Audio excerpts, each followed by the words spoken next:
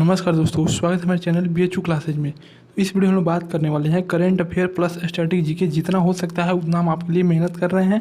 तो इस वीडियो में हम लोग करंट अफेयर भी देखेंगे और स्टैटिक जीके भी देखेंगे। ये सभी क्वेश्चन आपके एग्जाम पॉइंट ऑफ व्यू से बनाए गए हैं, क्योंकि 2 से 3 दिन और बचा हुआ है एग्जाम में।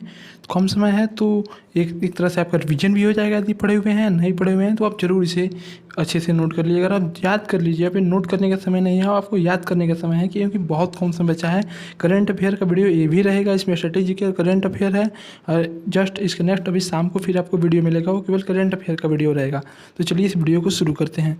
इसमें दिया है कि सबसे पहले क्वेश्चन है कि जानिए करंट का क्वेश्चन है कि उत्तराखंड में क्लास 9 से लेकर 12 तक अब सरकार ने यह फैसला किया है कि क्लास 9 और क्लास से लेकर क्लास 12 तक के स्टूडेंट हैं, उनको जो बुक है वो फ्री में प्रोवाइड कराया जाएगा। तो आपसे क्वेश्चन बन सकता है कि हाल ही में किस सरकार ने क्लास 9 से क्लास 12 तक के छात्रों के लिए बुक प्रोवाइड कराने का फैसला किया है। तो ऑप्शन में से आपको दे सकता है उत्तर प्रदेश, बिहार, उत्तराखंड, दिल्ली। तो किस सरकार ने? उत्तराखंड सरकार ने।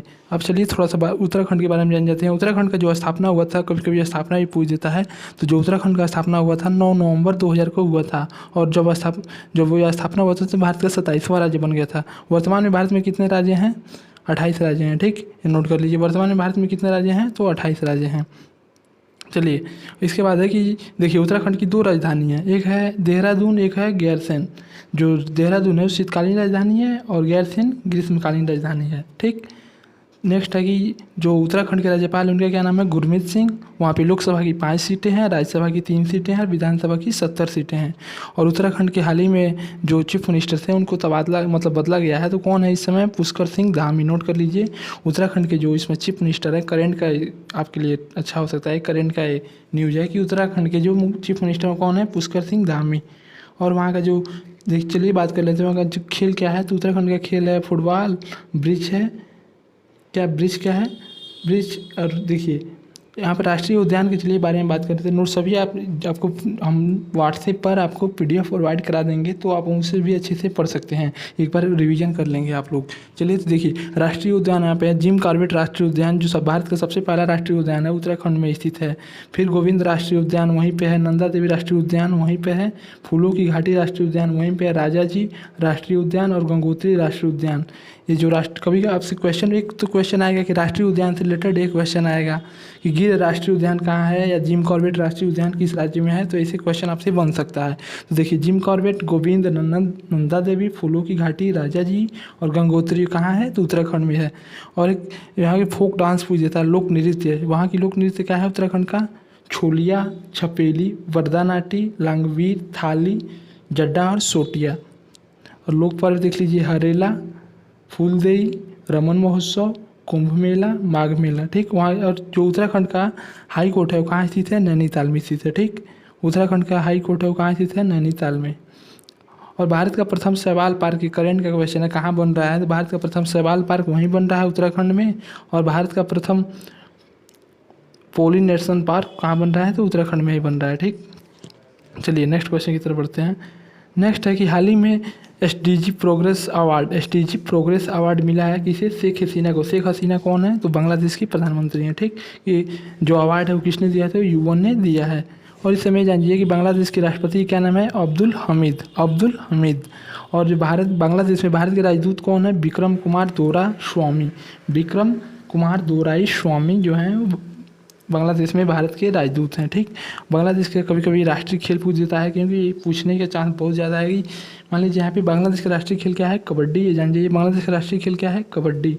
और वहाँ का फूल क्या है? Water lily. वहाँ का ब्रिज क्या है? आम का। और पशु रॉयल टाइगर। ठीक, और भारत की सबसे लंबी सीमा किसके साथ लगती है? तो बांग्लादेश के साथ लगती है। कितनी? 4096 किलोमीटर। याद रखिएगा। और सबसे ज़्यादा इंपॉर्टेंट है इसमें, सबसे ज़्यादा इंपॉर्टेंट ये है कि जो भारत के 4 स्टेट हैं, कौन कौन? भारत के 4 स्टेट हैं, 5 स्टेट, वेस्ट बंगाल, मेघालय, त्रिपुरा, मिजोरम और असम। ये 5 स्टेट बांग्लादेश के साथ सीमा साझा करते हैं। तो आपसे ऐसे क्वेश्चन बन सकता है, निम्न में से कौन सा बांग्लादेश के साथ सीमा साझा नहीं करता है? तो आप लोग को याद रखना पड़ेगा, क्योंकि भारत के जो पड़ोसी राज्य हैं उनके साथ कौन कौन से, ये आपको सबसे पहले पढ़ लीजिएगा कि भारत के जो पड़ोसी देश हैं उनके साथ जो राज्य भी सीमा साझा कर रहा है, तो कौन कौन राज्य किस देश के साथ सीमा साझा कर रहा है, आपको याद रखना पड़ेगा। जैसे कि यहाँ पे है कि बांग्लादेश के साथ कौन कौन सा राज्य है जो सीमा साझा करता है? तो वेस्ट बंगाल है, मेघालय सीमा साझा करता है, त्रिपुरा, मिजोरम और असम। ठीक, नोट कर लीजिएगा इसे। और देखिए भारत और बांग्लादेश के बीच 54 अंतर्राष्ट्रीय नदियाँ हैं, ठीक। ये भी याद रखिएगा कि भारत और बांग्लादेश के बीच 3 यात्री ट्रेन चलता है, एक मैत्री ट्रेन है, एक बंधन और एक मिताली ट्रेन, ठीक, याद रखिएगा। अब देखिए फेनी नदी पर मैत्री पुल बना है जो त्रिपुरा को बांग्लादेश से जोड़ता है, याद रखिएगा। इस पूछ सकता है कि त्रिपुरा को बांग्लादेश से जोड़ने वाला पुल जो बना है वो किस नदी पे बना है, तो फेनी नदी पे, ठीक, याद रखिएगा। और जो बांग्ला मनाता है, याद रखिएगा, 26 मार्च को बांग्लादेश अपना स्वतंत्रता दिवस मनाता है। इस बार वो 50वां स्वतंत्रता दिवस मनाया गया था जहाँ पे मोदी जी गए थे वहाँ पे, ठीक। और गांधी पुरस्कार ये सबसे ज़्यादा इंपॉर्टेंट है, हम अभी लास्ट में आपको पुरस्कार भी कराने वाले हैं। तो आप लोगों को एक पुरस्कार से क्वेश्चन आएगा ही कि इंपॉर्टेंट पुरस्कार से क्वेश्चन आने वाला है। तो 2020 का गांधी शांति पुरस्कार किसे दिया गया है? बंगबंधु शेख मुजीबुर रहमान को दिया गया है, ठीक। बंगबंधु शेख मुजीबुर रहमान, याद रखिएगा, ये बहुत इंपॉर्टेंट है। 2020 का गांधी शांति पुरस्कार किसे मिला है? बंगबंधु शेख मुजीबुर रहमान को। चलिए नेक्स्ट चलते हैं। नेक्स्ट है कि उत्तर प्रदेश सरकार ने इलेक्ट्रिक पार्क स्थापित करने की मंजूरी दी है, वो कहाँ बनेगा? ये नोट करिएगा कि उत्तर प्रदेश सरकार ने इलेक्ट्रिक पार्क स्थापित करने की मंजूरी दी है, वो कहाँ बनेगा? नोएडा में। तो पूछ सकता है हाल ही में किस सरकार ने इलेक्ट्रिक पार्क बनने के लिए मंजूरी दी है? तो उत्तर प्रदेश सरकार ने, ठीक। अब जान जाइए उत्तर प्रदेश में कितनी लोकसभा की सीटें हैं? 80 लोकसभा की सीटें हैं, ठीक। राज्यसभा की 31 सीट और विधान परिषद की 100 सीट है, ये आपको तो याद रखना पड़ेगा। अब देखिए चलिए थोड़ा बात कर लेते हैं आसियान के बारे में, ठीक। इससे बात कर लेते हैं सार्क के बारे में, South Asian Association of Regional Corporation, SAARC. जो सार्क का स्थापना हुआ था वो कब हुआ था? 8 अगस्त 1985 ईस्वी को। उसका हेडक्वार्टर कहाँ है? काठमांडू में है। 8 सदस्य देश कौन कौन से हैं? भारत, नेपाल, पाकिस्तान, अफगान, मालदीव, भूटान और बांग्लादेश। तो आप इतना याद रखिएगा, क्योंकि हम जल्दी इसलिए बता दे रहे हैं कि आप PDF आपको मिल जाएगा व्हाट्सएप पर, आप उसे भी अच्छे से पढ़ लीजिएगा। एक बार हम रिवीजन टाइप आपको करा दे रहे हैं। चलिए हाल ही में देखिए मिताली राज ने 20,000 अंतर्राष्ट्रीय रन बनाए हैं। हाल ही में मिताली राज ने 20,000 अंतर्राष्ट्रीय रन अपना पूरा किए हैं, याद रखिएगा। चेंज मेकर अवार्ड ये इंपॉर्टेंट है, ये बांग्लादेश के एक निवासी को मिला है, फिरोज फैजा विथर को चेंज मेकर अवार्ड मिला है, याद रखिएगा। और देखिए मास्टर कार्ड के CEO कौन है? अजय बंगा। और गूगल के CEO कौन है? सुंदर पिचाई, ठीक, याद रखिएगा। चलिए नेक्स्ट चलते हैं। पुरस्कार बहुत ही इंपॉर्टेंट है, इसे हम पुरस्कार के बारे में जानेंगे। जो भी इंपॉर्टेंट पुरस्कार दिया गया है हाल ही में, करंट का क्वेश्चन है कि बिहारी पुरस्कार किसे दिया गया है? तो मोहन कृष्ण बोहरा को। किसे दिया गया है? मोहन कृष्ण बोहरा को। और व्यास सम्मान पुरस्कार किसे दिया गया है? व्यास सम्मान पुरस्कार शरद परागे को, ठीक। और सरस्वती सम्मान किसे दिया गया है? शरद कुमार लिम्बाले को, ठीक। और दादा साहब फाल्के पुरस्कार रजनीकांत को दिया गया है। छत्तीसगढ़ बिरनी पुरस्कार दूती चंद को दिया गया है। ऑर्डर ऑफ राइजिंग सन पुरस्कार श्यामला गणेश को दिया गया है।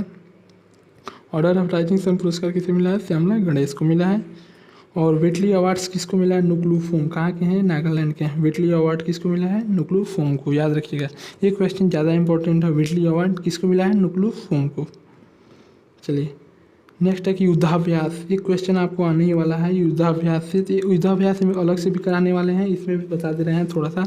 जो खंजर युद्धाभ्यास होने वाला है, ये 8वां संस्करण है इसका। तो भारत और किसके बीच होता है? किर्गिस्तान के बीच, ठीक। भारत और किर्गिस्तान के बीच कौन सा युद्धाभ्यास होता है? खंजर, याद रखिएगा। भारत और किर्गिस्तान के बीच खंजर। उसके बाद है भारत और कजाकिस्तान के बीच, देखिए खाजिंद, ठीक, खाजिंद है, इसका 5वां संस्करण है। और वहीं बात कर ले सिम्बैक्स, नाम ही से सिम्बैक्स किसके साथ हो रहा है? भारत और सिंगापुर। आप यस कर सकते हैं यहाँ पे की से कजाकिस्तान के बारे में, ऐसे अपना ट्रिक बना सकते हैं आप। तो इतना जल्दी याद भी करना बहुत ज़्यादा मुश्किल होगा, लेकिन याद रखिएगा सिम्बैक्स किसके साथ? भारत और सिंगापुर के साथ। वहीं बात कर लें खंजर किसके साथ? भारत और किर्गिस्तान के साथ। और मालाबार युद्धाभ्यास बहुत फेमस युद्धाभ्यास है, किसके बीच होता है? इसमें 4 देश पार्टिसिपेट करते हैं, कौन कौन? जापान, ऑस्ट्रेलिया, USA और भारत। एक बार और देख लीजिए, जापान, ऑस्ट्रेलिया, USA और भारत। उसके बाद है सूर्य किरण युद्धाभ्यास, किन 2 देशों के बीच हो रहा है? तो भारत और नेपाल के बीच हो रहा है सूर्य किरण युद्धाभ्यास, ठीक, याद रखिएगा।